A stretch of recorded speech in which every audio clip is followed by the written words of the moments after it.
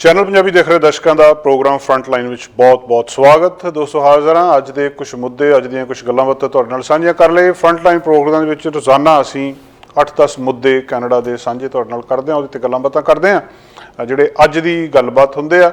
ਅੱਜ ਜਿੱਥੇ ਆਪਾਂ ਕੈਨੇਡਾ ਦੇ ਮੁੱਦੇ ਸਾਂਝੇ ਕਰਨੇ ਆ, ਸਭ ਤੋਂ ਪਹਿਲਾਂ ਅਮਰੀਕਾ ਦਾ ਇੱਕ ਮੁੱਦਾ ਸਾਂਝਾ ਕਰਨਾ। ਅਮਰੀਕਾ ਦੇ ਵਿੱਚ ਮਿਡ ਟਰਮ ਚੋਣਾਂ ਹੋ ਰਹੀਆਂ, ਇਲੈਕਸ਼ਨ ਹੋ ਰਹੀ ਹੈ। ਇਹ ਕੀ ਗੱਲਬਾਤ ਆ, ਇਹ ਕਿਹੜੀਆਂ ਵੋਟਾਂ ਆ, ਕੀ ਇਹਦੇ ਵਿੱਚ ਇਸ ਵੇਲੇ ਹਾਲਤ ਆ, ਉੱਥੇ ਦੀ ਸਿਚੁਏਸ਼ਨ ਕੀ ਆ, ਥੋੜ੍ਹੀ ਬਹੁਤੀ ਗੱਲਬਾਤ ਇਹਦੇ ਬਾਰੇ ਕਰਾਂਗੇ। ਦੂਜਾ ਅੱਜ ਖਬਰ ਇਹ ਕਰਨੀ ਆ ਕਿ ਵੈਕਸੀਨ ਬਾਰੇ ਇੱਕ ਗੱਲਬਾਤ ਸਾਹਮਣੇ ਆਈ ਹੈ ਕਿ ਫਲੂ ਦੀ ਵੈਕਸੀਨ ਲਵਾਉਣ ਦੇ ਨਾਲ ਸਟ੍ਰੋਕ ਦਾ ਖਤਰਾ ਘੱਟ ਜਾਂਦਾ, ਜਿਹੜਾ ਦਿਮਾਗ ਦਾ ਅਟੈਕ ਹੁੰਦਾ ਕਹਿੰਦੇ ਉਹ ਨਹੀਂ ਹੁੰਦਾ। ਕੈਲਗਰੀ ਐਡਮਿੰਟਨ ਤੇ ਵੈਨਕੂਵਰ ਦੇ ਮੌਸਮ ਦੀ ਗੱਲਬਾਤ ਵੀ ਥੋੜ੍ਹੀ ਬਹੁਤੀ ਕਰਨੀ ਹੈ। ਉੱਧਰ ਕੈਲਗਰੀ ਐਡਮਿੰਟਨ ਦੇ ਵਿੱਚ ਬਰਫ਼ ਨੇ ਥੋੜ੍ਹਾ ਜਿਹਾ ਤੰਗ ਕੀਤਾ ਤੇ ਵੈਨਕੂਵਰ ਦੇ ਵਿੱਚ ਕਹਿੰਦੇ ਇੱਕ ਹੋਰ ਐਟਮੋਸਫੈਰਿਕ ਰਿਵਰ ਆ ਰਿਹਾ, ਉਹਦੀ ਗੱਲਬਾਤ ਕਰਾਂਗੇ।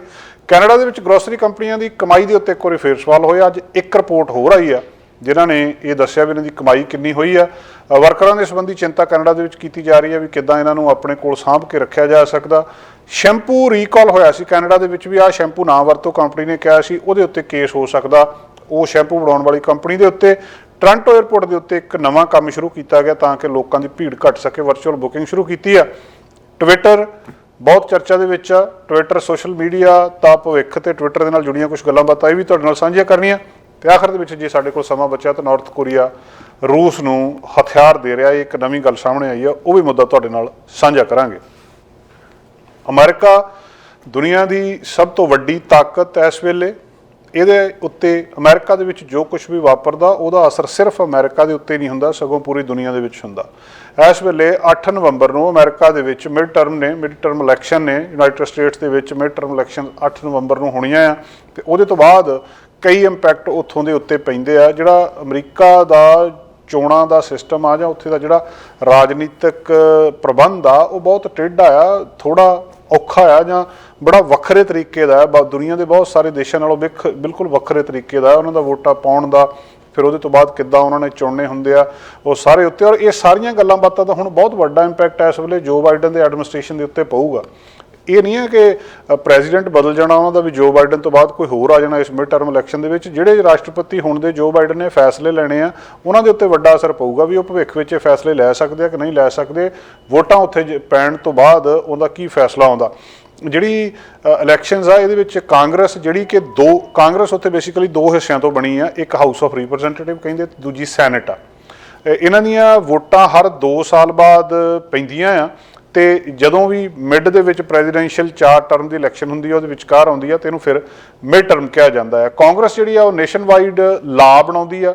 ਹਾਊਸ ਜਿਹੜਾ ਆ ਉਹਨੂੰ ਡਿਸਾਈਡ ਕਰਦਾ ਹੈ ਕਿ ਕਿਹੜਾ ਲਾ ਵੋਟਾਂ ਦੇ ਹਿਸਾਬ ਨਾਲ ਅੱਗੇ ਜਾਣਾ ਆ। ਸੈਨੇਟ ਉਹਨੂੰ ਰੋਕ ਸਕਦੀ ਆ ਤੇ ਉਹਨੂੰ ਅਪਰੂਵ ਕਰ ਸਕਦੀ ਆ, ਅਪੁਆਇੰਟਮੈਂਟ ਕਨਫਰਮ ਕਰ ਸਕਦੀ ਆ। ਉਹ ਅਪੁਆਇੰਟਮੈਂਟ ਜਿਹੜੀਆਂ ਪ੍ਰੈਜ਼ੀਡੈਂਟ ਕਰਦਾ ਆ ਤੇ ਕੋਈ ਵੀ ਉਹਦੇ ਈਵਨ ਪ੍ਰੈਜ਼ੀਡੈਂਟ ਤੇ ਅਗੇਂਸਟ ਵੀ ਇਨਵੈਸਟੀਗੇਸ਼ਨ ਕਰ ਸਕਦੀ ਹੁੰਦੀ ਆ। ਹਰ ਸਟੇਟ ਦੇ ਵਿੱਚ 2 ਸੈਨੇਟਰ ਹੁੰਦੇ ਆ। ਇੱਕ ਸਟੇਟ ਭਾਵੇਂ ਉਹਦਾ ਸਾਈਜ਼ ਵੱਡਾ ਆ, ਭਾਵੇਂ ਉਹ ਕੈਲੀਫੋਰਨੀਆ, ਭਾਵੇਂ ਵਾਸ਼ਿੰਗਟਨ ਆ, ਇਹਨਾਂ ਦੇ ਵਿੱਚ ਹਰੇਕ ਸਟੇਟ ਦੇ ਵਿੱਚ 2 ਸੈਨੇਟਰ ਜਾਂਦੇ ਆ। ਇਹ ਸੈਨੇਟਰ 6 ਸਾਲਾਂ ਦੇ ਲਈ ਚੁਣੇ ਜਾਂਦੇ ਆ। ਰਿਪਰੈਜ਼ੈਂਟੇਟਿਵ ਨੇ ਜਿਹੜੇ ਉਹ 2 ਸਾਲਾਂ ਦੇ ਲਈ ਹੁੰਦੇ ਆ ਤੇ ਬਹੁਤ ਛੋਟੀ ਜਿਹੀ ਇੱਕ ਡਿਸਟ੍ਰਿਕਟ ਉਹਨੂੰ ਰਿਪਰੈਜ਼ੈਂਟ ਕਰਦੇ ਆ। ਜਿਹੜਾ ਸਮਾਲਰ ਡਿਸਟ੍ਰਿਕਟਸ ਹੁੰਦੀਆਂ ਉਹਨਾਂ ਨੂੰ ਰਿਪਰੈਜ਼ੈਂਟ ਕਰਦੇ ਆ। ਸਾਰੀਆਂ ਸਟੇਟਸ ਦੇ ਵਿੱਚ ਜਿਹੜੇ ਹਾਊਸ ਆਫ ਰਿਪਰੈਜ਼ੈਂਟੇਟਿਵਸ ਨੇ ਉਹਨਾਂ ਦੀ ਇਲੈਕਸ਼ਨ ਨਵੰਬਰ ਦੇ ਵਿੱਚ ਹੋਣੀ ਆ ਤੇ ਉਹਦੇ ਨਾਲ ਹੀ 1/3 ਸੈਨੇਟ ਦੀ ਇਲੈਕਸ਼ਨ ਹੋਣੀ ਆ। ਸੋ ਇਹ ਗੱਲ ਇਸ ਵੇਲੇ ਅਮਰੀਕਾ ਦੀ ਇਲੈਕਸ਼ਨ ਦੇ ਵਿੱਚ ਸਮਝਣ ਵਾਲੀ ਆ। ਬਹੁਤ ਸਾਰੀਆਂ ਮੇਜਰ ਸਟੇਟਸ ਨੇ ਜਿਹੜੀਆਂ ਉਹਨਾਂ ਦੇ ਵਿੱਚ ਇਲੈਕਸ਼ਨ ਉਹਨਾਂ ਦੇ ਗਵਰਨਰ ਲਈ ਵੀ ਹੋਣੀ ਆ ਤੇ ਲੋਕਲ ਅਫੀਸ਼ੀਅਲ ਲਈ ਵੀ ਹੋਣੀ ਆ।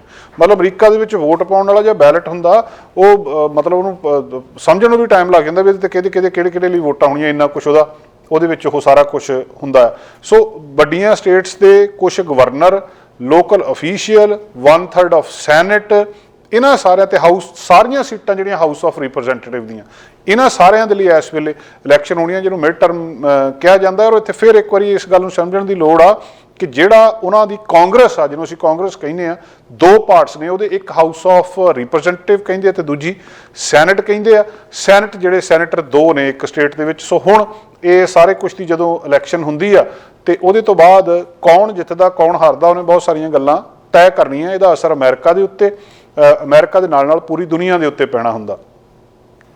ਜਿਹੜੀ ਡੈਮੋਕ੍ਰੈਟਿਕ ਪਾਰਟੀ ਆ, ਜਿਹਦੇ ਜੋ ਬਾਈਡਨ ਨੇ ਇਸ ਵੇਲੇ, ਉਹਨਾਂ ਦੀ ਮੈਜੋਰਿਟੀ ਆ ਦੋਵੇਂ ਹਾਊਸਸ ਦੇ ਵਿੱਚ, ਹਾਊਸ ਆਫ ਰਿਪਰੈਜ਼ੈਂਟੇਟਿਵ ਦੇ ਵਿੱਚ ਵੀ, ਸੈਨੇਟ ਦੇ ਵਿੱਚ ਵੀ ਪਿਛਲੇ 2 ਸਾਲਾਂ ਤੋਂ। ਹੁਣ ਇਹ ਵੱਡਾ ਇਹਦਾ ਫਾਇਦਾ ਰਾਸ਼ਟਰਪਤੀ ਜੋ ਬਾਈਡਨ ਨੂੰ ਇਹ ਹੁੰਦਾ ਆ ਕਿ ਜਿਹੜਾ ਮਰਜ਼ੀ ਕਾਨੂੰਨ, ਜਿਹੜਾ ਮਰਜ਼ੀ ਹਿਸਾਬ ਕਿਤਾਬ ਆਪਣੇ ਹਿਸਾਬ ਨਾਲ ਪਾਸ ਕਰ ਸਕਦੇ ਆ। ਦੋਵਾਂ ਥਾਂ ਤੋਂ ਉਹਨਾਂ ਦਾ ਪਾਸ ਹੋ ਜਾਂਦਾ, ਕੋਈ ਉਹਨਾਂ ਨੂੰ ਜਿਹੜਾ ਰੁਕਾਵਟ ਉਹਦੇ ਵਿੱਚ ਨਹੀਂ ਆਉਂਦੀ। ਪਰ ਡੈਮੋਕ੍ਰੇਟਸ ਜਿਹੜੇ ਆ ਉਹ ਰਿਪਬਲਿਕਨਸ ਦੇ ਨਾਲ ਬਹੁਤ ਨੈਰੋ ਮਾਰਜਨ ਦੇ ਉੱਤੇ ਕੁਝ ਥਾਵਾਂ ਦੇ ਉੱਤੇ ਉਹਨਾਂ ਕੋਲੇ ਵਿਕਟਰੀ ਹੈਗੀ ਆ, ਜਿਹੜੀ ਇਹ ਦੱਸਦੀ ਆ ਕਿ ਜੇ ਰਿਪਬਲਿਕਨ ਇਹਨੂੰ ਟੇਕ ਓਵਰ ਕਰ ਲੈਂਦੇ ਆ ਹਾਊਸ ਨੂੰ, ਤਾਂ ਜਿਹੜੇ ਡੈਮੋਕ੍ਰੇਟਸ ਹੈਗੇ ਆ ਉਹ ਜਿਹੜਾ ਸੈਨੇਟ ਦੇ ਉੱਤੇ ਹੋਲਡ ਕਰ ਸਕਦੇ। 435 ਸੀਟਾਂ ਨੇ ਹਾਊਸ ਦੇ ਵਿੱਚ, ਜਿਹੜੀਆਂ ਮਤਲਬ ਕਿਸੇ ਵੀ ਪਾਰਟੀ ਦੇ ਪਾਸੇ ਫੈਸਲਾ ਕਰਦੀਆਂ ਉਹਨਾਂ ਦੇ ਹੱਕ ਜਾਂ ਵਿਰੋਧ ਦਾ। 30 ਜਿਹੜੀਆਂ ਟਾਸ ਅਪ ਹੈਗੀਆਂ ਦੋਵਾਂ ਦੇ ਵਿੱਚ, ਕੁਝ ਸਬਰਬ ਏਰੀਆਸ ਹੈਗੇ ਨੇ, ਸਿਟੀਜ਼ ਹੈਗੇ ਨੇ, ਜਾਂ ਕੁਝ ਸਟੇਟਸ ਹੈਗੇ ਨੇ ਜਿਵੇਂ ਪੈਨਸਿਲਵੇਨੀਆ, ਕੈਲੀਫੋਰਨੀਆ, ਓਹਾਈਓ, ਨਾਰਥ ਕੈਰੋਲੀਨਾ, ਕੀ ਸਟੇਟਸ ਇਹਨਾਂ ਨੂੰ ਕਿਹਾ ਜਾਂਦਾ। ਇੱਦਾਂ ਹੀ ਸੈਨੇਟ ਦੇ ਵਿੱਚ ਆ ਕਿ ਉੱਥੇ 4 ਜਿਹੜੀਆਂ 35 ਸਟੇਟਸ ਦੇ ਵਿੱਚ ਹੈਗੀਆਂ ਜਿੱਥੇ ਲੜੀਆਂ ਜਾ ਰਹੀਆਂ, ਉੱਥੇ ਆਈਦਰ ਵੇ ਹੋ ਸਕਦਾ ਆ। ਸੋ ਜਿਹੜੀ ਮੁੱਖ ਜਿਹੜੀ ਜਿੱਥੇ ਜਿਹਨੇ ਫੈਸਲਾ ਕਰਨਾ ਹੁੰਦਾ ਉਹ ਰੇਸ ਦੇ ਵਿੱਚ ਨੇਵਾਡਾ, ਐਰੀਜ਼ੋਨਾ, ਜਾਰਜੀਆ ਤੇ ਪੈਨਸਿਲਵੇਨੀਆ ਮੁੱਖ ਮੰਨੇ ਜਾਂਦੇ। ਹੁਣ ਇਸ਼ੂ ਕੀ ਆ, ਮਾਮਲਾ ਇਸ ਵੇਲੇ ਸਭ ਤੋਂ ਵੱਡਾ ਕੀ ਆ? 2022 ਦੇ ਵਿੱਚ ਸ਼ੁਰੂ ਤੋਂ ਲੈ ਕੇ ਹੀ ਇੱਦਾਂ ਲੱਗਦਾ ਸੀ ਕਿ ਜਿਹੜਾ ਸਭ ਤੋਂ ਵੱਡਾ ਇਸ਼ੂ ਇਸ ਥਾਂ ਦੇ ਉੱਤੇ ਹੋਊਗਾ ਇਮੀਗ੍ਰੇਸ਼ਨ ਹੋਊਗਾ, ਕ੍ਰਾਈਮ ਹੋਊਗਾ, ਕਾਸਟ ਆਫ ਲਿਵਿੰਗ ਹੋਊਗੀ, ਤੇ ਜਿਹੜਾ ਵੀ ਇਸ ਪਾਸੇ ਜਾਂਦਾ ਆ ਉਹ ਉਧਰਲੇ ਪਾਸੇ ਚਲੇ ਜਾਊਗਾ ਕਿ ਉਹ ਰਿਪਬਲਿਕਨ ਵਾਲੇ ਪਾਸੇ ਜਾਣਾ ਜਾਂ ਉਹਨੇ ਡੈਮੋਕ੍ਰੇਟਸ ਵਾਲੇ ਪਾਸੇ ਬਣਾ। ਉਹਦੇ ਤੋਂ ਬਾਅਦ ਜੂਨ ਦੇ ਵਿੱਚ ਇੱਕ ਵੱਡੀ ਘਟਨਾ ਉੱਥੇ ਵਾਪਰਦੀ ਹੈ, ਵੱਡਾ ਫੈਸਲਾ ਲਿਆ ਜਾਂਦਾ ਅਮਰੀਕਾ ਦੇ ਵਿੱਚ। ਅਸਲ 'ਚ ਅਮਰੀਕਾ ਦੇ ਇਤਿਹਾਸ ਦਾ ਇੱਕ ਬਹੁਤ ਵੱਡਾ ਫੈਸਲਾ ਆ। US ਦੀ ਸੁਪਰੀਮ ਕੋਰਟ ਨੈਸ਼ਨਲ ਅਬੋਰਸ਼ਨ ਪ੍ਰੋਟੈਕਸ਼ਨਸ ਦੇ ਲਾਅ ਨੂੰ ਓਵਰਟਰਨ ਕਰ ਦਿੰਦੀ ਹੈ। ਪਹਿਲਾਂ ਗੱਲਬਾਤ ਲੀਕ ਹੁੰਦੀ ਆ, ਬਾਅਦ ਦੇ ਵਿੱਚ ਉਹਦੇ ਉੱਤੇ ਉਹ ਇੱਕ ਫੈਸਲਾ ਜਿਹੜਾ ਲੈ ਲੈਂਦੇ ਆ। ਡੈਮੋਕ੍ਰੇਟਸ ਜਿਹੜੇ ਨੇ ਸਪੋਰਟ ਕਰਦੇ ਆ ਔਰਤ ਦੇ ਉਸ ਅਧਿਕਾਰ ਨੂੰ ਕਿ ਉਹਦੇ ਹੱਥ ਦੇ ਵਿੱਚ ਹੈਗਾ ਆ ਕਿ ਉਹ ਜਿਹੜਾ ਫੈਸਲਾ ਲਵੇ ਆਪਣੀ ਬਾਡੀ ਦਾ। ਇਹ ਅਬੋਰਸ਼ਨ ਦਾ ਮਾਮਲਾ ਬਹੁਤ ਲੰਬਾ ਸਮਾਂ ਚਰਚਾ ਦੇ ਵਿੱਚ ਕੈਨੇਡਾ ਦੇ ਵਿੱਚ ਵੀ ਚੱਲਦਾ ਰਿਹਾ, ਅਮਰੀਕਾ ਦੇ ਵਿੱਚ ਵੀ ਬਹੁਤ ਵੱਡੀ ਸਿਆਸਤ ਇਸ ਚੀਜ਼ ਦੇ ਆਲੇ ਦੁਆਲੇ ਘੁੰਮਦੀ ਆ। ਇੱਕ ਗਰੁੱਪ ਇਹ ਕਹਿੰਦਾ ਕਿ ਇੱਕ ਔਰਤ ਨੂੰ ਅਧਿਕਾਰ ਹੋਣਾ ਚਾਹੀਦਾ ਕਿ ਜਦੋਂ ਮਰਜ਼ੀ ਆਪਣਾ ਅਬੋਰਸ਼ਨ ਕਰਵਾ ਸਕੇ, ਜਦੋਂ ਮਰਜ਼ੀ ਆਪਣੇ ਕੁੱਖ 'ਚ ਪਲਦੇ ਬੱਚੇ ਨੂੰ ਮਾਰ ਸਕੇ। ਦੂਜਾ ਗਰੁੱਪ ਕਹਿੰਦਾ ਅਧਿਕਾਰ ਉਹਦੇ ਕੋਲ ਨਹੀਂ ਹੋਣਾ ਚਾਹੀਦਾ, ਕਿਸੇ ਕੋਲ ਵੀ ਨਹੀਂ ਅਧਿਕਾਰ ਹੋਣਾ ਚਾਹੀਦਾ ਕਿ ਉਹ ਆਪਣੀ ਜਿਹੜੇ ਕਿਸੇ ਦੀ ਜੀਵਨ ਦਾ ਫੈਸਲਾ ਕਰੇ। ਫਿਰ ਉਹਨਾਂ ਨੇ ਫੈਸਲਾ ਕੀਤਾ ਸੀ ਕਿ ਜਦੋਂ ਤੱਕ 8 ਹਫ਼ਤੇ ਤੱਕ ਜਦੋਂ ਬੱਚੇ ਦੀ ਹਾਰਟ ਬੀਟ ਪਤਾ ਲੱਗ ਜਾਂਦੀ, ਉਹਦੇ ਤੋਂ ਬਾਅਦ ਨਹੀਂ ਤੁਸੀਂ ਕਰ ਸਕਦੇ, ਪਹਿਲਾਂ ਅਬੋਰਸ਼ਨ ਕਰ ਸਕਦੇ ਆ। ਸਾਰੀ ਦੀ ਸਾਰੀ ਕਹਾਣੀ ਜਿਹੜੀ ਜੋ ਵਰਸਸ ਰੇਡ ਦਾ ਰੌਲਾ ਸੀ, ਉੱਥੇ ਇੱਕ ਬਹੁਤ ਲੰਬਾ ਸਮਾਂ ਪਹਿਲਾਂ ਫੈਸਲਾ ਹੋਇਆ ਸੀ, ਉਹਨੂੰ ਜਿਹੜਾ ਸੁਪਰੀਮ ਕੋਰਟ ਨੇ ਹੁਣ ਓਵਰਟਰਨ ਕਰ ਦਿੱਤਾ। ਇਹਦੇ ਨਾਲ ਬਹੁਤ ਵੱਡਾ ਇਫੈਕਟ ਉੱਥੋਂ ਦੀ ਰਾਜਨੀਤੀ ਦੇ ਉੱਤੇ ਪਿਆ। ਹੁਣ ਰਿਜ਼ਲਟ ਦੇ ਉੱਤੇ ਇਹ ਮਿਡ ਟਰਮ ਦੇ ਵਿੱਚ ਜਿਹੜਾ ਇਹ ਸਿੱਧਾ ਸਿੱਧਾ ਇੱਕ ਵਰਡਿਕਟ ਹੋਊਗਾ ਰਾਸ਼ਟਰਪਤੀ ਦੇ ਲਈ ਕਿ ਜੋ ਕਰ ਰਿਹਾ ਠੀਕ ਕਰ ਰਿਹਾ ਜਾਂ ਗਲਤ ਕਰ ਰਿਹਾ। ਹੁਣ ਪ੍ਰੈਜ਼ੀਡੈਂਟ ਬਾਈਡਨ ਦੀ ਇਸ ਵੇਲੇ ਜਿਹੜੀ ਚਿੰਤਾ ਕੀ ਆ ਕਿ ਉਹਨਾਂ ਦੀ ਅਪਰੂਵਲ ਰੇਟਿੰਗ ਵੋਟਰਸ ਦੇ ਵਿੱਚ ਉਹ 50% ਤੋਂ ਥੱਲੇ ਚੱਲ ਰਹੀ ਆ ਅਗਸਤ ਤੋਂ ਲੈ ਕੇ। ਹੁਣ ਇਹ ਇੱਕ ਵੱਡੀ ਚਿੰਤਾ ਆ ਉਹਨਾਂ ਦੇ ਲਈ ਕਿ ਲੋਕ ਸਾਰੇ ਦੇ ਸਾਰੇ ਦੂਜੇ ਪਾਸੇ ਨੂੰ ਜਾ ਸਕਦੇ ਆ। ਜੇ ਡੈਮੋਕ੍ਰੇਟ ਇਹ ਸਾਰੇ ਕੁਛ ਦੇ ਵਿੱਚ ਕਿਤੇ ਨਾ ਕਿਤੇ ਰਹਿ ਗਏ ਤਾਂ ਜੇ ਮਤਲਬ ਇਹ ਜਿੱਤ ਜਾਂਦੇ ਆ ਤਾਂ ਜਿਹੜੀਆਂ ਰਾਸ਼ਟਰਪਤੀ ਜੋ ਬਾਈਡਨ ਦੀਆਂ ਹੁਣ ਸਕੀਮਾਂ ਨੇ ਜਾਂ ਜਿਹੜੀ ਉਹਨਾਂ ਦੀ ਪਾਲਿਸੀ ਹੈ ਉਹਨੂੰ ਉਸੇ ਤਰ੍ਹਾਂ ਜਾਰੀ ਰੱਖਣਗੇ। ਵੱਡੇ ਇਸ਼ੂ ਕੀ ਆ, ਪਾਲਿਸੀ ਕੀ ਆ ਡੈਮੋਕ੍ਰੇਟਸ ਦੀ, ਉਹ ਚਾਹੁੰਦੇ ਕੀ ਆ ਅਸਲ ਦੇ ਵਿੱਚ? ਉਹਨਾਂ ਦੇ ਕੋਲ ਇੱਕ ਤਾਂ ਕਲਾਈਮੇਟ ਚੇਂਜ ਦਾ ਮੁੱਦਾ ਆ, ਦੂਜਾ ਜਿਹੜਾ ਸਰਕਾਰ ਜਿਹੜੀ ਚੱਲਦੀ ਆ, ਜਿਹੜਾ ਹੈਲਥ ਕੇਅਰ ਪ੍ਰੋਗਰਾਮਸ ਉਹਨਾਂ ਦੇ ਸਰਕਾਰ ਦੁਆਰਾ ਰਨ ਕੀਤੇ ਜਾ ਰਹੇ ਹੈਲਥ ਕੇਅਰ ਪ੍ਰੋਗਰਾਮਸ ਨੇ, ਜਾਂ ਜਿਹੜੀ ਅਬੋਰਸ਼ਨ ਰਾਈਟਸ ਦਾ ਮਾਮਲਾ ਆ, ਜਾਂ ਗਨ ਕੰਟਰੋਲ ਦਾ ਮਾਮਲਾ ਆ। ਇਹਦੇ ਉੱਤੇ ਰਿਪਬਲਿਕਨ ਤੇ ਡੈਮੋਕ੍ਰੇਟਸ ਦੇ ਜਿਹੜੇ ਆਪਸ ਦੇ ਵਿੱਚ ਉਹਨਾਂ ਦੇ ਫਰਕ ਨੇ ਦੋਵਾਂ ਚੀਜ਼ਾਂ ਦੇ ਉੱਤੇ। ਇਹਦੇ ਲਈ ਹੁਣ ਉਹ ਕੀ ਕਰ ਰਹੇ ਆ ਕਿ ਜੇ ਲੋਕ ਜੋ ਬਾਈਡਨ ਦੇ ਹੱਕ ਦੇ ਵਿੱਚ ਚਲੇ ਜਾਂਦੇ, ਡੈਮੋਕ੍ਰੇਟਸ ਦੇ ਹੱਕ ਦੇ ਵਿੱਚ, ਤਾਂ ਇਹਨਾਂ ਸਾਰੇ ਮੁੱਦਿਆਂ ਦੇ ਉੱਤੇ ਉਹਨਾਂ ਦੀਆਂ ਜਿਹੜੀਆਂ ਪਾਲਿਸੀ ਸ਼ੁਰੂ ਕੀਤੀਆਂ ਉਹਨੇ ਉਸੇ ਤਰ੍ਹਾਂ ਚੱਲਣਗੀਆਂ, ਚਾਹੇ ਉਹ ਕਲਾਈਮੇਟ ਚੇਂਜ ਆ, ਹੈਲਥ ਕੇਅਰ ਪ੍ਰੋਗਰਾਮ, ਜਿਹੜੇ ਅਬੋਰਸ਼ਨ ਰਾਈਟਸ ਨੇ, ਜਾਂ ਗਨ ਕੰਟਰੋਲ ਹੈਗਾ ਆ। ਸੋ ਇਸ ਮਾਮਲੇ ਦੇ ਵਿੱਚ ਇਹ ਬਹੁਤ ਮਹੱਤਵਪੂਰਨ ਇਸ ਵੇਲੇ ਦੱਸੀ ਜਾ ਰਹੀ ਆ। ਔਰ ਇਹੀ ਹੈ ਕਿ ਜਿਹੜੀ ਹੁਣ ਇਹਦੇ ਤੋਂ ਬਾਅਦ ਵੱਡਾ ਮਸਲਾ ਇੱਕ ਇਹ ਆ ਕਿ 6 ਜਨਵਰੀ 2021 ਨੂੰ ਉੱਥੇ ਉਹਨਾਂ ਦੀ ਕੈਪੀਟਲ ਜਿਹੜੀ ਬਿਲਡਿੰਗ ਸੀਗੀ ਉਹਦੇ ਉੱਤੇ ਅਟੈਕ ਹੋਇਆ ਸੀ। ਅਟੈਕ ਕਿਹਨੇ ਕਰਵਾਇਆ ਸੀ ਜਾਂ ਕਿਹਨੇ ਕੀਤਾ ਸੀ, ਇਹਦੇ ਬਾਰੇ ਤਾਂ ਇਨਵੈਸਟੀਗੇਸ਼ਨ ਚੱਲਦੀ ਆ। ਹੁਣ ਥੋੜਾ ਦਿਨ ਪਹਿਲਾਂ ਤੱਕ ਹੀਅਰਿੰਗ ਚੱਲ ਰਹੀ ਸੀ ਔਰ ਉਹਦੇ ਵਿੱਚ ਇਹ ਲੱਭਿਆ ਜਾ ਰਿਹਾ ਸੀ, ਮੁੱਖ ਗੱਲ ਇਹ ਕਹੀ ਜਾ ਰਹੀ ਸੀ ਕਿ ਉਸ ਵੇਲੇ ਦੇ ਰਾਸ਼ਟਰਪਤੀ ਡੋਨਲਡ ਟਰੰਪ ਉਹਨਾਂ ਦੇ ਉਕਸਾਉਣ ਤੇ ਭੀੜ ਨੇ ਹਮਲਾ ਕੀਤਾ। ਉਹ ਹੁਣ ਉਹਨਾਂ ਨੇ ਉਦੋਂ ਤਾਂ ਹਮਲਾ ਕਰ ਦਿੱਤਾ, ਬਾਅਦ 'ਚ ਇੱਕ ਇੱਕ ਕੱਢ ਕੇ ਸਾਰੇ ਫੜ ਲਏ ਤੇ ਕਾਰਵਾਈ ਇੱਥੋਂ ਤੱਕ ਕਿ ਰਾਸ਼ਟਰਪਤੀ ਟਰੰਪ ਦੇ ਉੱਤੇ ਉਸ ਵੇਲੇ ਦੇ ਉੱਤੇ ਵੀ ਹੋਣੀ ਸੀ। ਹੁਣ ਉਹ ਜਿਹੜੀ ਇਨਵੈਸਟੀਗੇਸ਼ਨ ਕਮੇਟੀ ਆ ਉਹਦੇ ਉੱਤੇ ਕਿਹਦਾ ਕੰਟਰੋਲ ਆ? ਉਹ ਇਨਵੈਸਟੀਗੇਟਰੀ ਕਮੇਟੀ ਦੇ ਉੱਤੇ ਕੰਟਰੋਲ, ਜਾਂ ਉਹ ਜਿਹੜੀ ਇਨਕੁਆਇਰੀ ਆ 6 ਜਨਵਰੀ 2021 ਦੇ ਮਾਮਲੇ ਦੇ ਵਿੱਚ ਜਿਹੜੇ ਸਪੋਰਟਰ ਪ੍ਰੈਜ਼ੀਡੈਂਟ ਡੋਨਲਡ ਟਰੰਪ ਦੇ ਹੱਕ ਵਿੱਚ ਉਸ ਵੇਲੇ ਸੀਗੇ, ਉਹਨੇ ਆ ਸਾਲ ਦੇ ਅੰਤ ਤੱਕ ਜਿਹੜਾ ਉਹਦਾ ਕੰਮਕਾਰ ਵੀ ਖਤਮ ਹੋਣਾ, ਉਹ ਬਹੁਤ ਮਹੱਤਵਪੂਰਨ ਆ।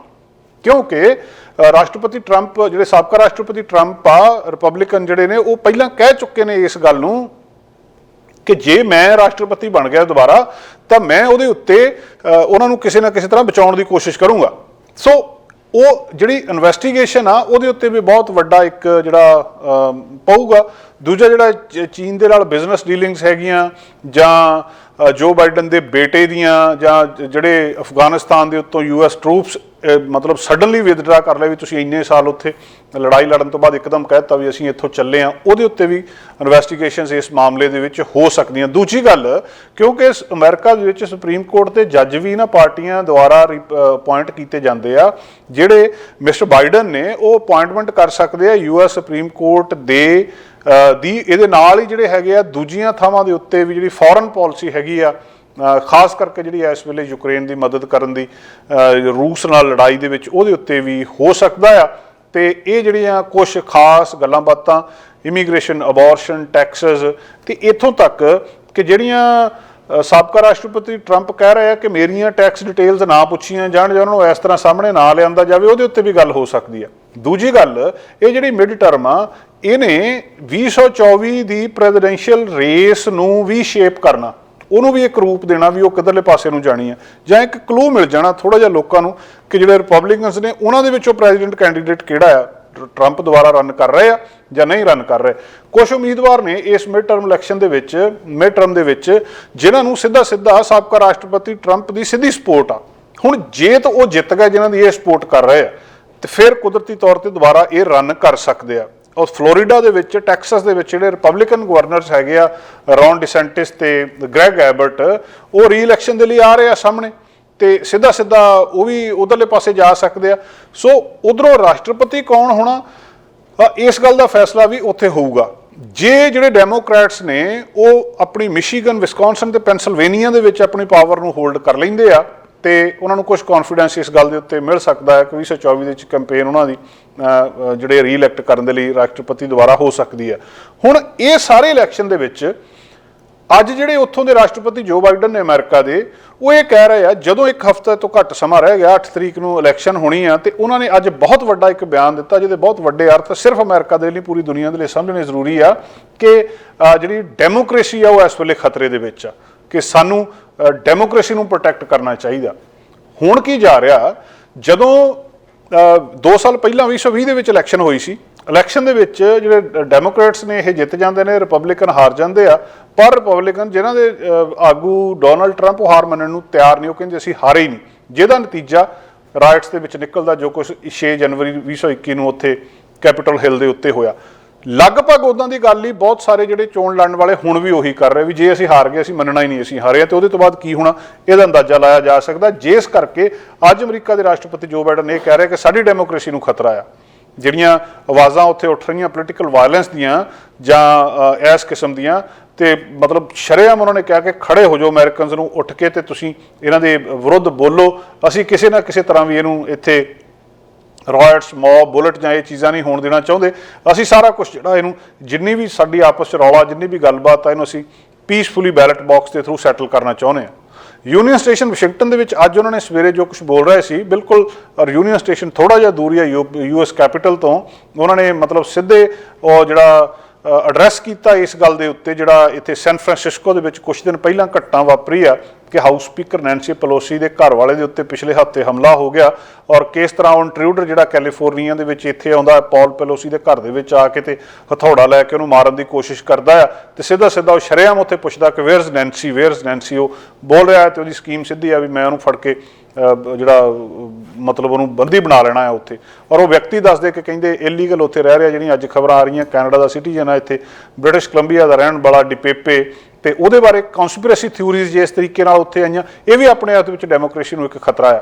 ਸਾਰੇ ਸੋਸ਼ਲ ਮੀਡੀਆ ਦੇ ਉੱਤੇ ਜਿਸ ਕਿਸਮ ਦੀਆਂ ਗਲਤ ਗੱਲਾਂ ਉੱਥੇ ਫੈਲੀਆਂ ਕਿ ਜਿਹੜੇ ਇਹ ਨੈਂਸੀ ਪੈਲੋਸੀ ਦੇ ਘਰ ਵਾਲਾ ਪਾਲ ਪੈਲੋਸੀ ਤੇ ਜਿਹੜਾ ਇਹ ਡਿਪੇਪੇ ਸੀ, ਜਿਹੜੇ ਉਹਨੇ ਉੱਥੇ ਜਾ ਕੇ ਹਮਲਾ ਕੀਤਾ ਉੱਥੇ ਅੰਦਰ, ਕਿ ਇਹਨਾਂ ਦੇ ਆਪਸ ਦੇ ਵਿੱਚ ਗਲਤ ਸੰਬੰਧ ਸੀਗੇ, ਇਹ ਗਲਤ ਹਾਲਤ ਦੇ ਵਿੱਚ ਉੱਥੇ ਫੜੇ ਗਏ, ਇਹਨਾਂ ਨੇ ਸ਼ਰਾਬ ਪੀਤੀ ਸੀ, ਆਪਸ ਦੇ ਵਿੱਚ ਲੜ ਪਏ। ਸਾਰੀਆਂ ਜਿਹੜੀਆਂ ਕਨਸਪੀਰੇਸੀ ਥਿਊਰੀ ਸੀਗੀਆਂ ਸੋਸ਼ਲ ਮੀਡੀਆ ਦੇ ਉੱਤੇ ਚੱਲੀਆਂ, ਉਹਨਾਂ ਨੂੰ ਬੰਦ ਕੀਤਾ ਗਿਆ।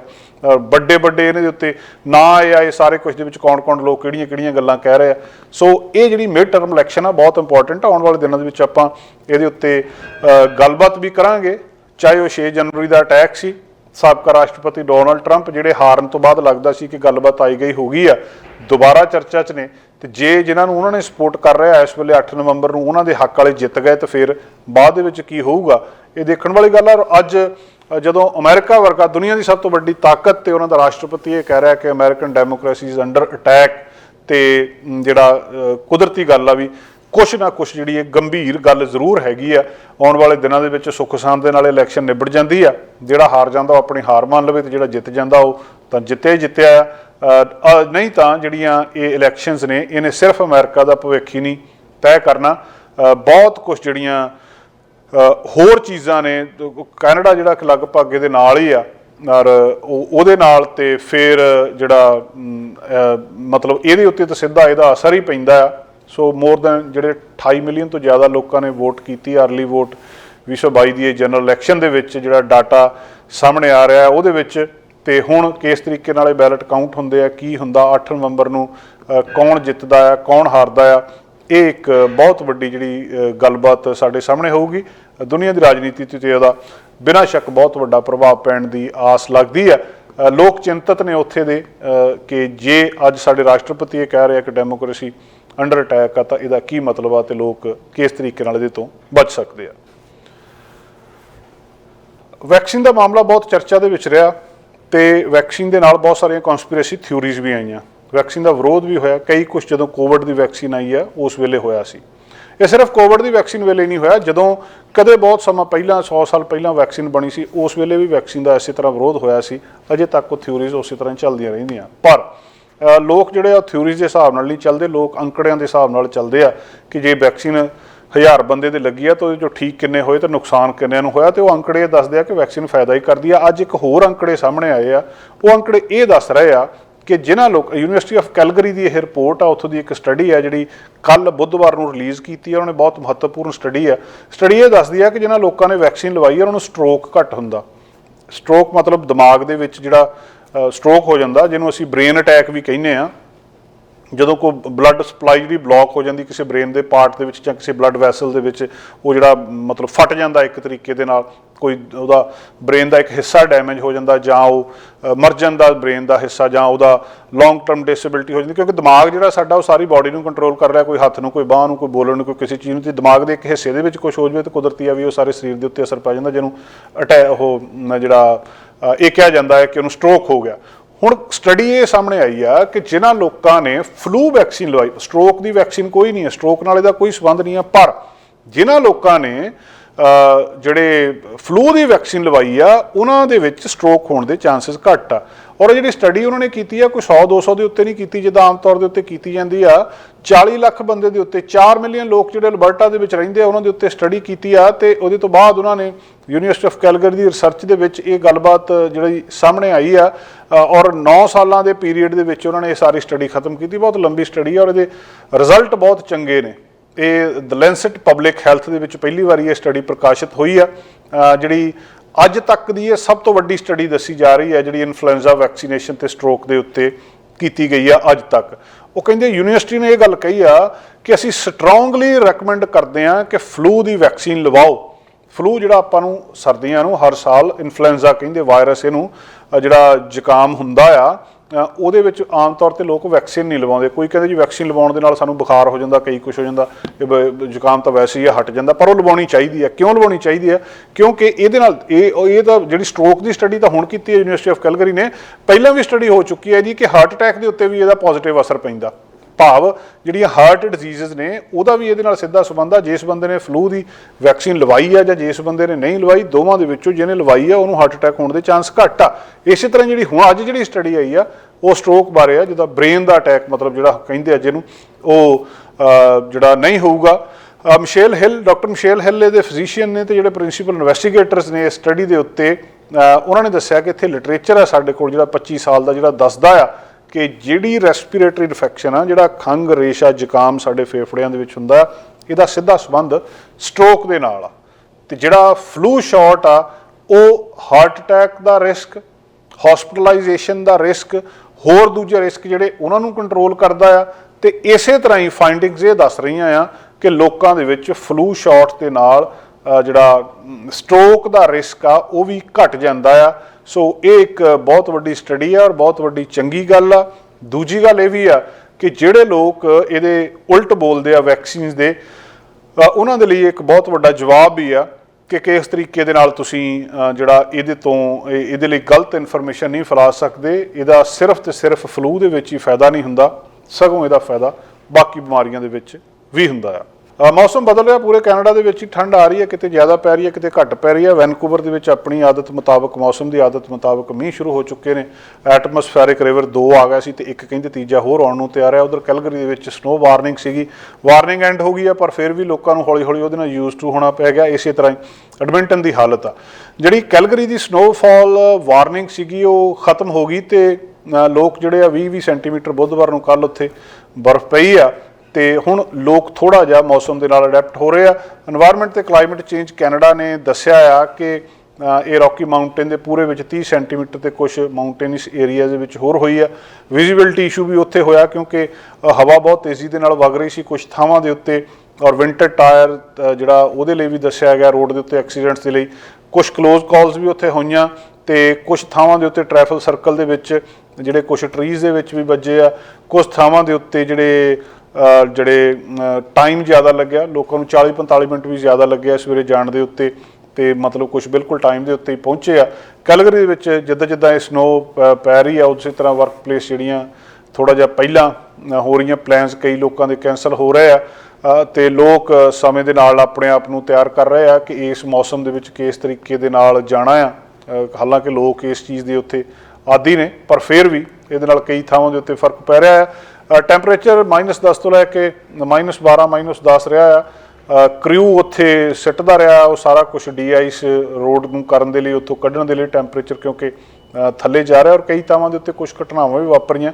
ਐਕਸੀਡੈਂਟ ਵੀ ਇਹਨਾਂ ਥਾਵਾਂ ਦੇ ਉੱਤੇ ਹੋਏ ਆ। ਜਿਹੜੇ ਲੋਕ ਵੀ ਇੱਧਰਲੇ ਪਾਸੇ ਖਾਸ ਕਰ ਟਰੈਵਲ ਕਰ ਰਹੇ ਆ ਕੈਲਗਰੀ ਏਅਰਪੋਰਟ ਦੇ ਉੱਤੇ, ਉਹਨਾਂ ਨੂੰ ਡਿਲੇਜ਼ ਮਿਲ ਰਹੇ ਆ, ਕੈਂਸਲੇਸ਼ਨ ਮਿਲ ਰਹੀਆਂ ਤੇ ਜਿਹੜੇ ਐਕਸੀਡੈਂਟਸ ਨੇ ਉਹ ਵੀ। ਔਰ 231 ਕ੍ਰੈਸ਼ ਹੋਏ ਆ ਕੈਲਗਰੀ ਦੇ ਵਿੱਚ 12 ਵਜੇ ਤੋਂ ਲੈ ਕੇ 4 ਵਜੇ ਸ਼ਾਮ ਤੱਕ ਬੁੱਧਵਾਰ ਨੂੰ।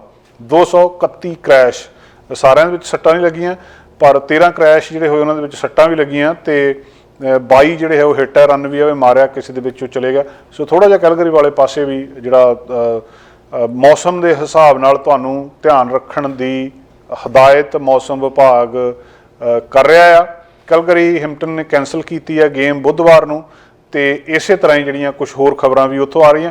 ਐਡਮਿੰਟਨ ਦੇ ਵਿੱਚ ਵੀ ਲਗਭਗ ਇਸੇ ਤਰ੍ਹਾਂ ਦੀ ਖਬਰ ਆ। ਬੁੱਧਵਾਰ ਉੱਥੇ 383 ਜਿਹੜੇ ਕੋਲਾਈਜਨਸ ਹੋਏ, ਐਕਸੀਡੈਂਟ ਇੱਕ ਦੂਜੇ ਦੇ ਨਾਲ ਹੋਏ ਆ। ਇਹਦੇ ਵਿੱਚ 8 ਵਜੇ ਤੋਂ ਲੈ ਕੇ 5 ਵਜੇ ਤੱਕ, ਬੁੱਧਵਾਰ ਨੂੰ ਸਵੇਰੇ 8 ਤੋਂ ਲੈ ਕੇ 5 ਵਜੇ ਤੱਕ, ਮਤਲਬ ਦਿਨ ਦੇ ਵਿੱਚ 383 ਕਾਰਾਂ ਇੱਕ ਦੂਜੇ ਦੇ ਵਿੱਚ ਵੱਜੀਆਂ। ਉੱਥੇ ਵੀ ਦੱਸਿਆ ਜਾ ਰਿਹਾ ਕਿ ਥੋੜ੍ਹਾ ਜਿਹਾ ਖਿਆਲ ਰੱਖਣ ਦੀ ਲੋੜ ਆ ਤੇ ਆਉਣ ਵਾਲੇ ਜਿਹੜੇ ਹੋਰ ਜਿਹੜੀਆਂ ਰਿਪੋਰਟਿੰਗ ਸੈਂਟਰਸ ਆ ਉਹ ਦੱਸੇ ਗਏ ਆ। 177 ਲੋਕਾਂ ਨੇ ਰਿਪੋਰਟ ਕੀਤਾ ਆ ਕਿ ਸਾਡਾ ਐਕਸੀਡੈਂਟ ਹੋਇਆ ਸਾਊਥ CRC ਦੇ ਵਿੱਚ, ਤੇ 206 ਜਿਹੜੀਆਂ ਰਿਪੋਰਟਡ ਆਈਆਂ ਨਾਰਥ CRC ਦੇ ਵਿੱਚ। ਨਵੇਂ ਜਿਹੜੇ ਰਿਪੋਰਟਿੰਗ ਸੈਂਟਰ ਆ ਉਹ ਖੋਲ੍ਹੇ ਜਾ ਰਹੇ ਆ ਐਡਮਿੰਟਨ ਵਾਸੀਆਂ ਦੇ ਲਈ ਵੀ। ਜੇ ਕਿਤੇ ਤੁਹਾਡੀ ਗੱਡੀ ਇੱਕ ਦੂਜੇ ਦੇ ਵਿੱਚ ਵੱਜ ਜਾਂਦੀ ਹੈ ਤਾਂ ਤੁਸੀਂ ਇਸ ਥਾਂ ਦੇ ਉੱਤੇ ਰਿਪੋਰਟ ਕਰ ਸਕਦੇ ਆ, ਇੱਥੇ ਦੱਸ ਸਕਦੇ ਆ। ਇਸੇ ਤਰ੍ਹਾਂ ਜਦੋਂ ਅਲਬਰਟਾ ਦੀ ਅਸੀਂ ਗੱਲਬਾਤ ਕਰਦੇ ਹਾਂ ਤਾਂ ਇੱਧਰ BC ਵਾਲੇ ਪਾਸੇ ਮੀਂਹ ਉਹ ਲੱਗੇ ਆ। ਭਾਵੇਂ ਇਸ ਵੇਲੇ ਜਿਹੜਾ ਰੀਜਨ ਦੇ ਵਿੱਚ ਸੋਕਾ ਕੁਝ ਥਾਵਾਂ ਦੇ ਵਿੱਚ ਅਜੇ ਵੀ ਦੱਸਦੇ ਆ। ਪਿਛਲੇ 2 ਸਟਾਰਮ ਤੋਂ ਬਾਅਦ ਵੀ ਹੁਣ ਲੋਕਾਂ ਨੂੰ ਤਿਆਰ ਕਿਹਾ ਜਾ ਰਿਹਾ ਕਿ ਤੁਸੀਂ ਤੀਜੇ ਦੇ ਲਈ ਤਿਆਰ ਰਹੋ।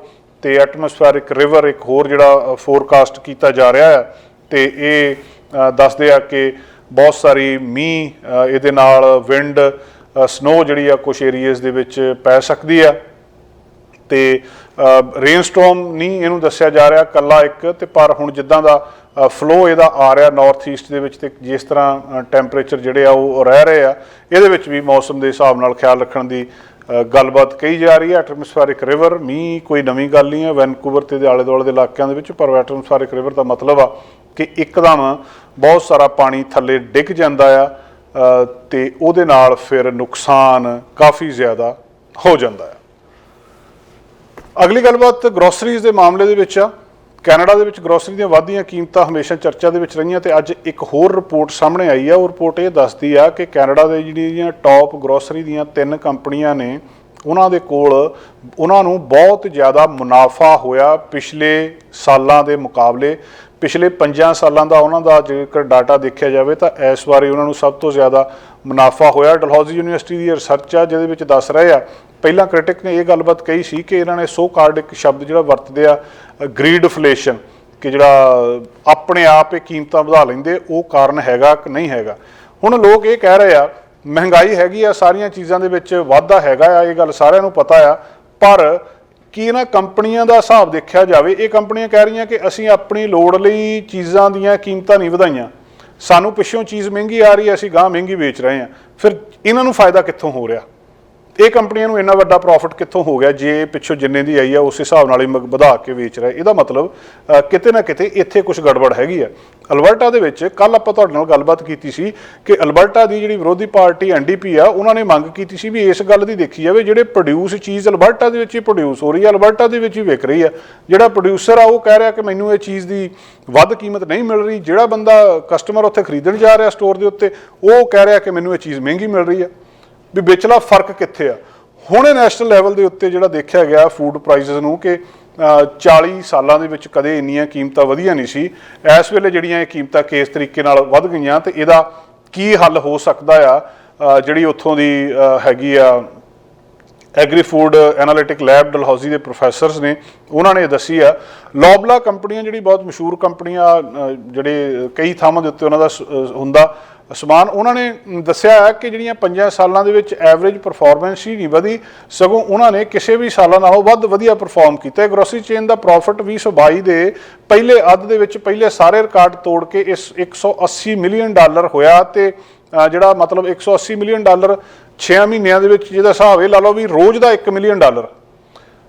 ਲੋਬਲਾ ਕੰਪਨੀ ਸੁਪਰ ਸਟੋਰ ਤੇ ਦੂਜੀਆਂ ਥਾਵਾਂ ਨੂੰ ਜਿਹੜੀ ਸਮਾਨ ਸਪਲਾਈ ਕਰਦੀ ਹੈ ਸ਼ਾਪਰਸ ਵਗੈਰਾ ਦੇ ਉੱਤੇ $1 ਮਿਲੀਅਨ ਰੋਜ਼ ਦਾ $180 ਮਿਲੀਅਨ ਇਹਨਾਂ ਨੂੰ ਪ੍ਰੋਫਿਟ ਹੋਇਆ ਪਹਿਲੇ 6 ਮਹੀਨਿਆਂ ਦੇ ਵਿੱਚ।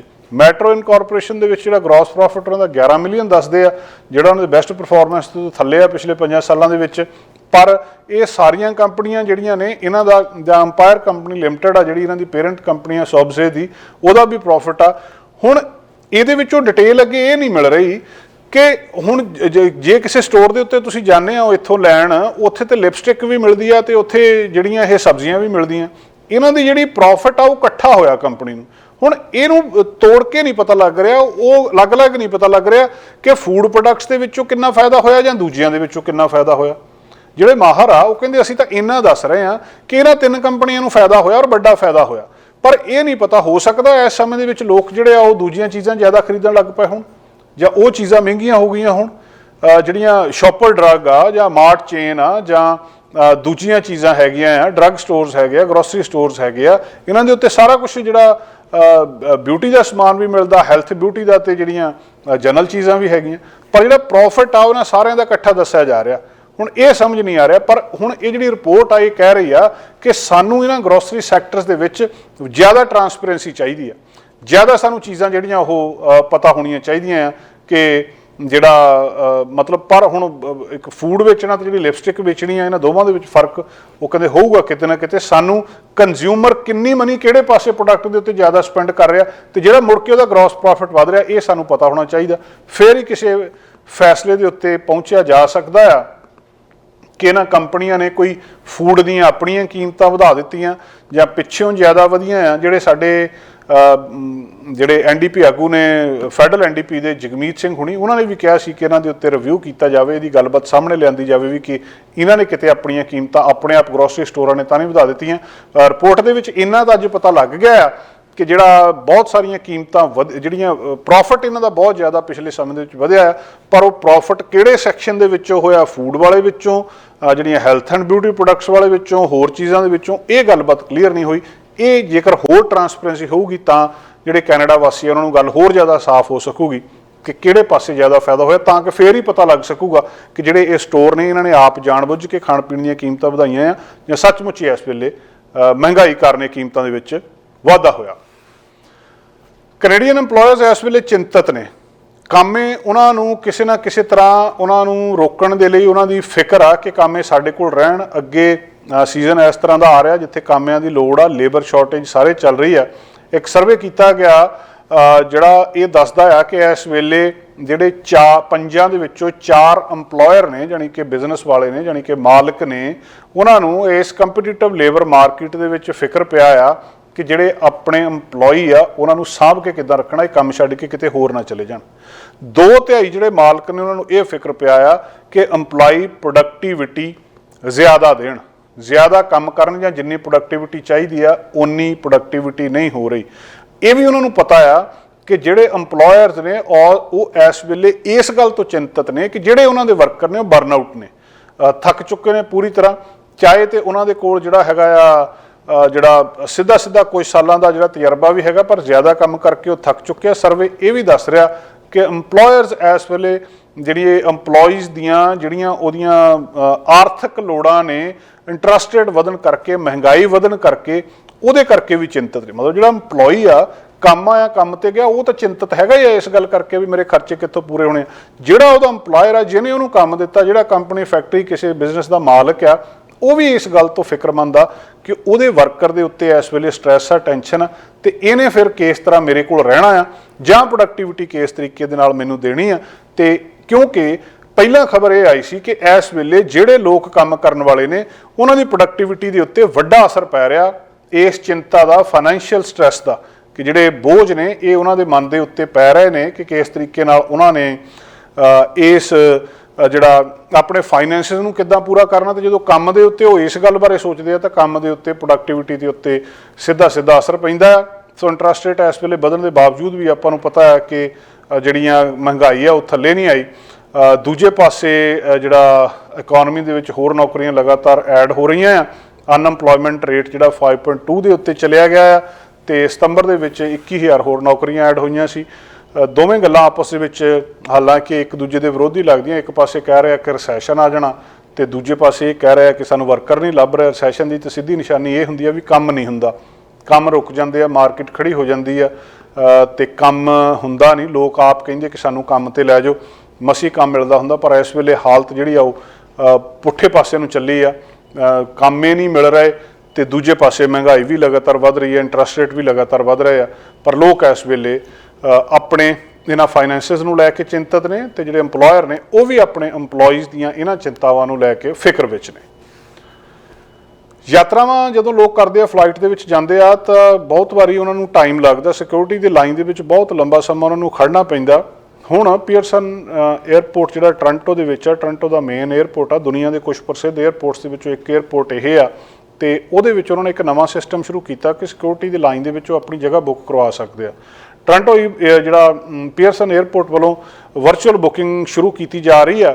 ਉਹਨਾਂ ਦਾ ਮਕਸਦ ਕਹਿੰਦੇ ਇੱਕੋ ਹੀ ਆ ਕਿ ਜਿਹੜਾ ਜਿੱਥੇ ਸਿਕਿਉਰਿਟੀ ਹੁੰਦੀ ਆ ਉਹਨੂੰ ਜਿਹੜਾ ਠੀਕ ਠਾਕ ਤਰੀਕੇ ਨਾਲ ਕੀਤਾ ਜਾਵੇ, ਸਿਕਿਉਰਿਟੀ ਚੈੱਕ, ਤੇ ਜਿਹੜੀਆਂ ਚਾਹੇ ਉਹ ਇੰਟਰਨੈਸ਼ਨਲ ਫਲਾਈਟਸ ਨੇ ਤੇ ਚਾਹੇ ਡੋਮੈਸਟਿਕ ਫਲਾਈਟਸ ਨੇ, ਉਹਨਾਂ ਦੇ ਵਿੱਚ ਉਹਨਾਂ ਨੂੰ ਕਿਸ ਤਰੀਕੇ ਨਾਲ ਉਸ ਭੀੜ ਨੂੰ ਘਟਾਇਆ ਜਾਵੇ।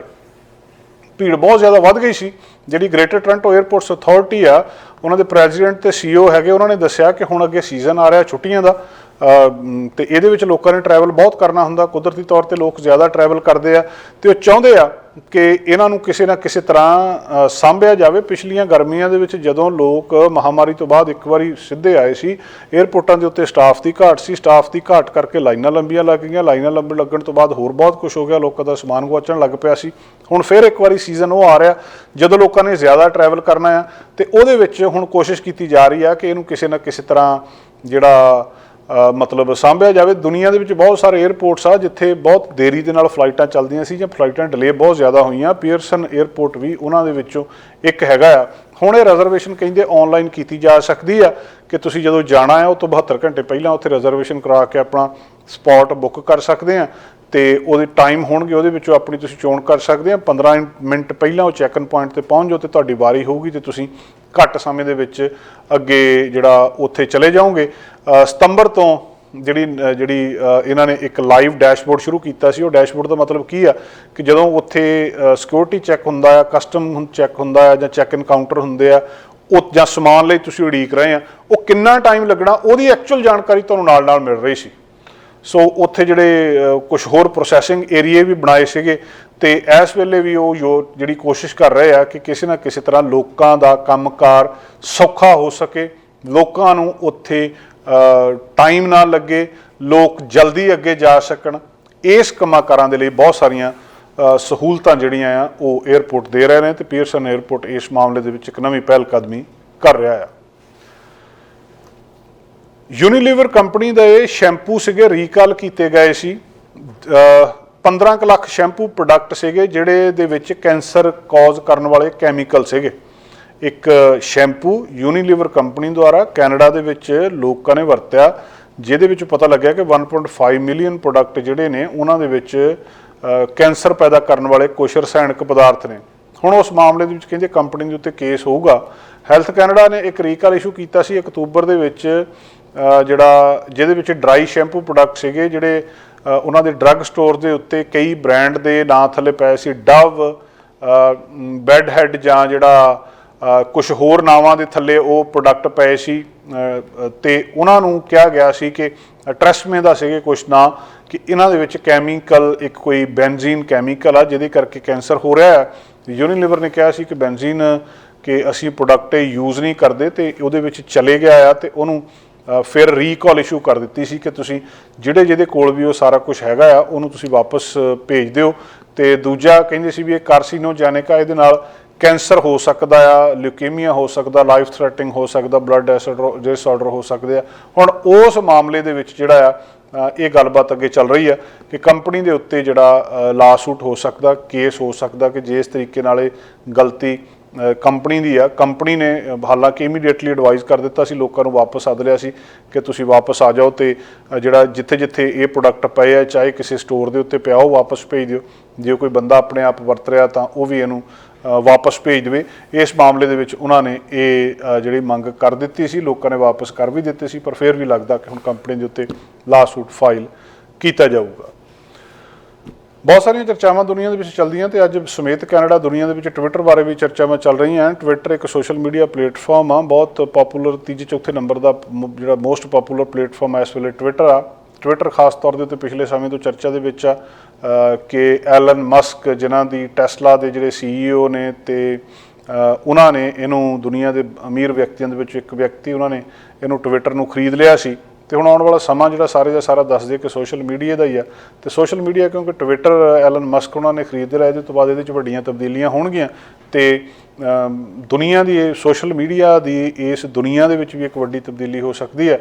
ਔਰ ਦੱਸਦੇ ਆ ਕਿ ਬਹੁਤ ਵੱਡੀ ਇੱਕ, ਕਿਉਂਕਿ ਇਹ ਹੁਣ ਸੋਸ਼ਲ ਮੀਡੀਆ ਸਧਾਰਨ ਚੀਜ਼ ਨਹੀਂ ਰਹਿ ਗਿਆ। ਕੋਈ ਬੰਦਾ ਸੋਸ਼ਲ ਮੀਡੀਆ ਤੋਂ ਉਪੇਜ ਨਹੀਂ ਰਹਿ ਸਕਦਾ। ਇਹਦਾ ਰੈਵਨਿਊ ਜਿਹੜਾ 2021 ਦਾ ਰੈਵਨਿਊ ਟਵਿੱਟਰ ਦਾ ਆ ਉਹ $5 ਬਿਲੀਅਨ ਦੱਸ ਰਿਹਾ, 5 ਬਿਲੀਅਨ। ਤੇ ਇਹ ਕੋਈ ਛੋਟਾ ਨੰਬਰ ਨਹੀਂ ਹੈ ਜੇ ਇਸ ਤਰੀਕੇ ਨਾਲ ਹੈਗਾ ਆ। ਜਿੰਨੇ ਇਹਨਾਂ ਨੇ ਹੁਣ ਟਾਰਗੇਟ ਅੱਗੇ ਕੀਤੇ ਹੋ ਆ ਔਰ 2023 ਦੇ ਵਿੱਚ ਕਹਿੰਦੇ ਟਾਰਗੇਟ ਸਾਡਾ 7.5 ਬਿਲੀਅਨ ਦਾ ਆ। ਇੱਥੋਂ ਅੰਦਾਜ਼ਾ ਲਾਇਆ ਜਾ ਸਕਦਾ ਹੈ। ਬਹੁਤ ਸਾਰੇ ਅਕਾਊਂਟ ਨੇ ਇਹਦੇ ਉੱਤੇ, ਵੱਡੀਆਂ ਸੈਲੀਬ੍ਰਿਟੀਜ਼, ਔਰ ਸਭ ਤੋਂ ਵੱਧ ਪਪੂਲਰ ਅਕਾਊਂਟਸ ਟਵਿੱਟਰ ਦੇ ਉੱਤੇ ਜਿਵੇਂ ਬਰਾਕ ਓਬਾਮਾ ਦਾ ਹੈਂਡਲ ਜਿਹੜਾ ਸਭ ਤੋਂ ਵੱਧ ਪਪੂਲਰ ਨੇ ਉਹ, ਔਰ ਇਹਨਾਂ ਦੇ ਵਿੱਚ ਕਿੰਨੇ ਮਤਲਬ ਬਿਲੀਅਨ ਦੇ ਵਿੱਚ ਇਹਨਾਂ ਦੇ ਜਿਹੜੇ ਫੋਲੋਅਰ ਹੈਗੇ ਆ। ਜਸਟਨ ਬੀਬਰ ਦਾ ਬਹੁਤ ਫੇਮਸ ਸੈਕੰਡ ਮੋਸਟ ਪਪੂਲਰ ਜਿਹੜਾ ਟਵਿੱਟਰ ਅਕਾਊਂਟ ਹੈਗਾ ਆ।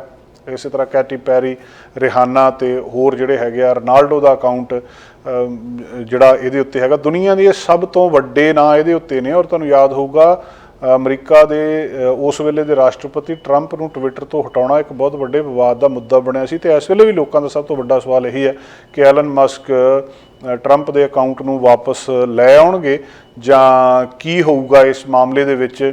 ਤੇ ਦੁਨੀਆ ਦੇ ਵਿੱਚ 9ਵੀਂ ਸਭ ਤੋਂ ਵੱਧ ਵਿਜ਼ਿਟ ਕੀਤੀ ਜਾਣ ਵਾਲੀ ਇਹ twitter.com ਵੈਬਸਾਈਟ ਆ ਤੇ ਜਿਹਦੇ ਵਿੱਚ ਮਤਲਬ ਇਹਨੂੰ ਹੁਣ ਲੈ ਕੇ ਕਾਫੀ ਚਰਚਾਵਾਂ ਇਸ ਮਾਮਲੇ ਦੇ ਵਿੱਚ ਚੱਲ ਰਹੀਆਂ ਕਿ ਇਹਦਾ ਬਣੂਗਾ ਕੀ। ਟਵਿੱਟਰ ਦੇ ਮਾਲਕ ਬਦਲਣ ਦੇ ਨਾਲ ਹੁਣ ਕਿਹੜੀਆਂ ਤਬਦੀਲੀਆਂ ਆਉਣਗੀਆਂ। ਤੇ ਇਹ ਜਿਹੜਾ ਦੱਸਦੇ ਆ ਕਿ WhatsApp ਜਿਹੜਾ ਸਭ ਤੋਂ ਵੱਧ ਸੋਸ਼ਲ ਮੀਡੀਆ ਹੈਗਾ ਪਲੇਟਫਾਰਮ ਯੂਜ਼ ਕੀਤਾ ਜਾਣ ਵਾਲਾ, ਦੂਜੇ ਨੰਬਰ ਤੇ ਇੰਸਟਾਗ੍ਰਾਮ, ਤੀਜੇ ਨੰਬਰ ਤੇ ਫੇਸਬੁੱਕ ਤੇ ਫਿਰ ਟਵਿੱਟਰ ਦਾ ਨਾਂ ਦੱਸਦੇ ਆਉਂਦਾ ਆ। ਔਰ ਦੁਨੀਆ ਦੇ ਉੱਤੇ ਦਾ ਬਹੁਤ ਵੱਡਾ ਪ੍ਰਭਾਵ ਆਉਣ ਵਾਲਾ ਇਸ ਸਮੇਂ ਦੇ ਵਿੱਚ ਪੈਣਾ ਆ। ਤੇ ਇਹਦਾ ਜਿਹੜੀ 329 ਮਿਲੀਅਨ ਜਿਹੜੀ ਗਰੋਥ ਦੇ ਨੇੜੇ ਤੇੜੇ ਜਾਣਾ। ਬਹੁਤ ਸਾਰੇ ਸਵਾਲ ਇਹਦੇ ਨਾਲ ਜੁੜੇ ਨੇ। ਆਉਣ ਵਾਲੇ ਦਿਨਾਂ ਦੇ ਵਿੱਚ ਇਹਦੇ ਉੱਤੇ ਹੋਰ ਬਹੁਤ ਸਾਰੀਆਂ ਚਰਚਾਵਾਂ ਹੋਣਗੀਆਂ ਕਿ ਟਵਿੱਟਰ ਦੇ ਵਿੱਚ ਕੀ ਤਬਦੀਲੀਆਂ ਇਹਦੇ ਵਿੱਚ ਐਲਨ ਮਸਕ ਕਰਦੇ ਨੇ ਤੇ ਉਹਦੀ ਦੁਨੀਆ ਦੇ ਉੱਤੇ ਕੀ ਅਸਰ ਪੈਂਦਾ। ਸਾਡਾ ਹਰ ਇੱਕ ਪ੍ਰੋਗਰਾਮ ਦੇਖਣ ਤੇ ਸਾਡੇ ਨਾਲ ਜੁੜਨ ਲਈ ਸਬਸਕ੍ਰਾਈਬ ਕਰੋ ਚੈਨਲ ਪੰਜਾਬੀ ਤੇ ਨੋਟੀਫਿਕੇਸ਼ਨ ਲਈ ਬੈਲ ਆਈਕਨ ਵਾਲੇ ਬਟਨ ਤੇ ਕਲਿੱਕ ਕਰੋ।